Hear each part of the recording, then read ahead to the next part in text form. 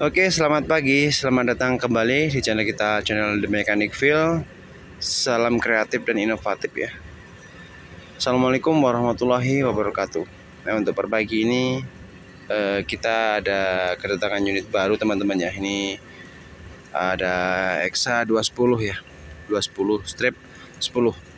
Nah, ini baru datang unitnya ya. Ini sudah kita commissioning ya, itu atau melengkapi komponen ya. Ini kemarin dari UT sudah selesai commissioning. Nah, ini kita lengkapi untuk sebelum kita readykan untuk dilepas ke lapangan teman-teman ya. Nah, mungkin untuk per pagi ini kita bincang-bincang saja ya, atau sharing terkait problem di unit ya.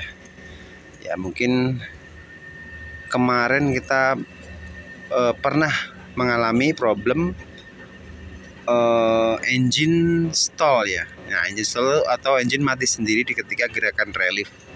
Nah, sebenarnya problemnya ini kemarin masih antara engine-nya ataupun hidroliknya lah, seperti itu. Jadi kita masih asumsinya ke hidrolik, problem hidrolik ya yang menyebabkan engine stall. Kenapa? Karena kita kemarin itu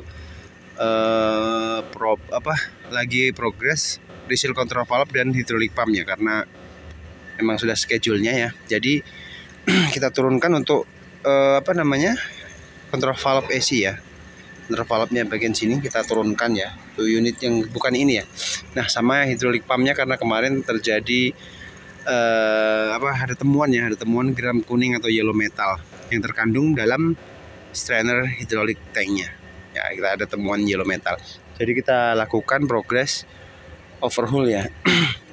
Nah, setelah itu kita lakukan progress overhaul dan reseal control valve ya. Lalu kita install teman-teman ya. Kita install. Nah, baru ketika kita selesai bleeding semua ya di sistemnya ya, baru kita running. Nah, hingga kita mulai ke tahap adjusting ya. Jadi kita samakan ya untuk pressure-nya ya. Biasanya kan kita pakai shop manual kan, tekanan pompa depan dan pompa belakang ya teman-teman ya, dinilai berapa dan juga unloadnya berapa ya, itu kita standarkan ya dari standar value yang ada di shop manual ya. Mungkin kalau di BC small ini untuk unloadnya ada di 30 sampai dengan 40 kg per cm persegi. Nah, untuk relief pressure-nya ini 395 ya, plus minus 10 ya, plus 11 minus plus 15 minus 10 untuk standar pressure dari PC small ya. Ya, ini kemarin sudah standar semua, kita adjusting ya untuk unit yang lain ya. Ini kan kita bincang-bincang aja ya. Nah, itu ketika kita lakukan gerakan relief ya, intinya kita PPM, itu terjadi drop pada si engine.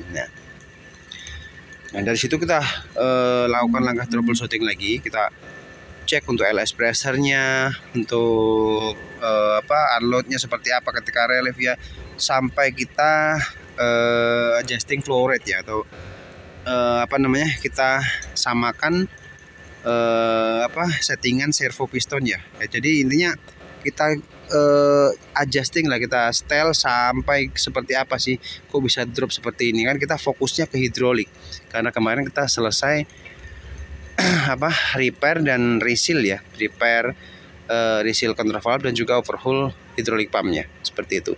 Tapi ada problem engine stall, atau engine ketika di relief tuh ngedrop ya. Nah, seperti itu. Jadi kita lakukan measurement, semuanya kita lakukan pengecekan. Oh, ini sama aja pressure-nya, intinya tidak ada yang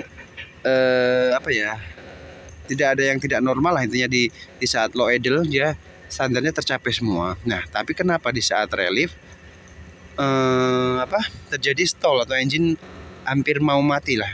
Kalau diteruskan juga mati lah, intinya juga bisa mati kalau kita lanjutkan relief panjang lah, seperti itu.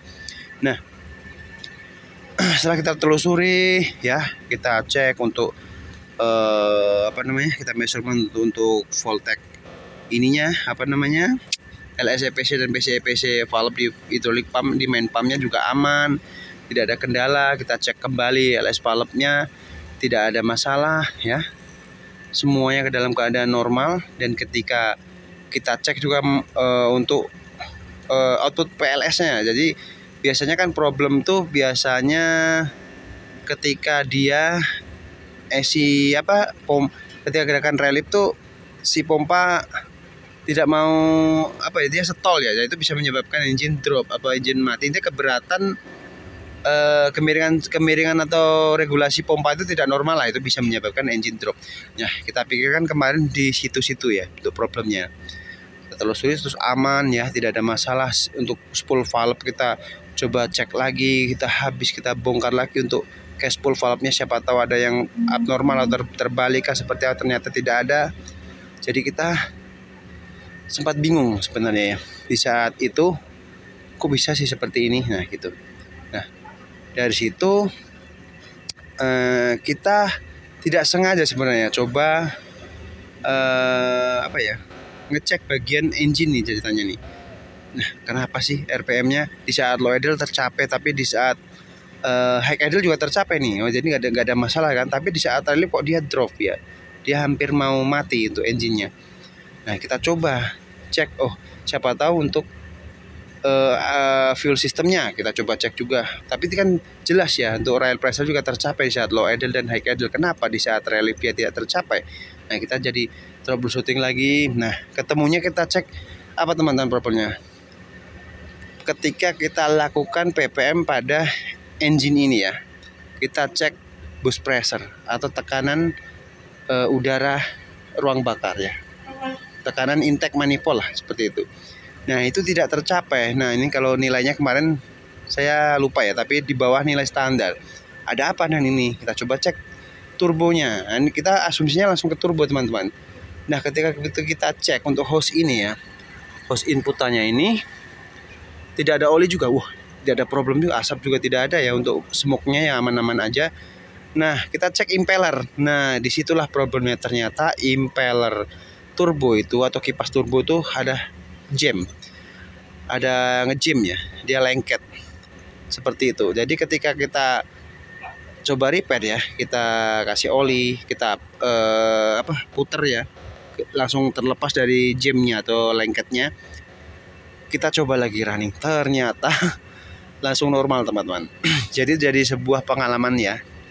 Nah, ketika si performa hidrolik ini, intinya sistem hidrolik normal ya, kita kan habis repair atau pengerjaan di bagian hidrolik sistemnya, tapi tidak sadar ketika si turbo ini kok bisa jam. Ternyata yaitu karena sudah lama tidak dihidupkan ya. Jadi si impeller turbo tadi mengalami problem jam tadi karena udah lama berkarat atau gimana, jadi dia lengket. Itu yang menyebabkan ketika gerakan hidrolik atau memerlukan power tinggi, maka suplai udara yang masuk ke ruang bakar tuh tidak mencukupi ya, karena tidak dibantu dengan putaran dari impeller turbo. Jadi dia seperti tidak memakai turbo lah. Itu yang menyebabkan gerakan ataupun setiap gerakan, apalagi ketika gerakan relief ya, itu terjadi engine stall atau engine mau mati lah seperti itu. Nah, lalu setelah kita lakukan perbaikan normal semua teman-teman ya, baru kita lakukan readjusting lagi ya untuk standar pressure-nya ya, untuk main relief-nya dan unload-nya. Ternyata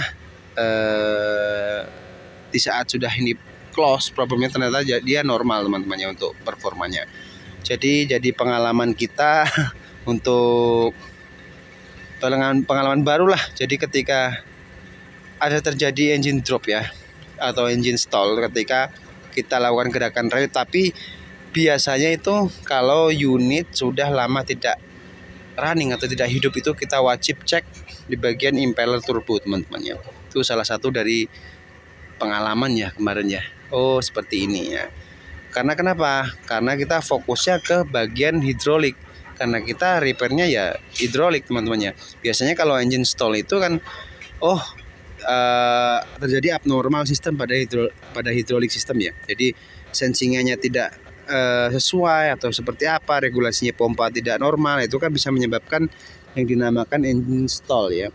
Tapi ternyata ya itu kita salah prediksi ya. Ternyata yang drop atau yang stall dikarenakan impeller turbo mengalami jam atau problem lengket ya. Jadi disitulah yang menyebabkan suplai udara yang masuk ke ruang bakar tidak mencukupi di saat gerakan ataupun RPM tinggi hingga relief ya. Itu suplai udaranya tidak mencukupi sehingga beban dari pompa hidrolik tidak mampu di backup sama si engine ini ya, seperti itu karena kekurangan oksidasi ya. Ya mungkin itu teman-teman ya untuk per pagi ini sharing dari saya, semoga bermanfaat ya teman-teman ya. Sekian dulu, salam kreatif dan inovatif ya. Semoga kedepannya saya bisa selalu memberikan tutorial video yang bermanfaat untuk sobat kreatif dan inovatif. Assalamualaikum warahmatullahi wabarakatuh dan semangat pagi.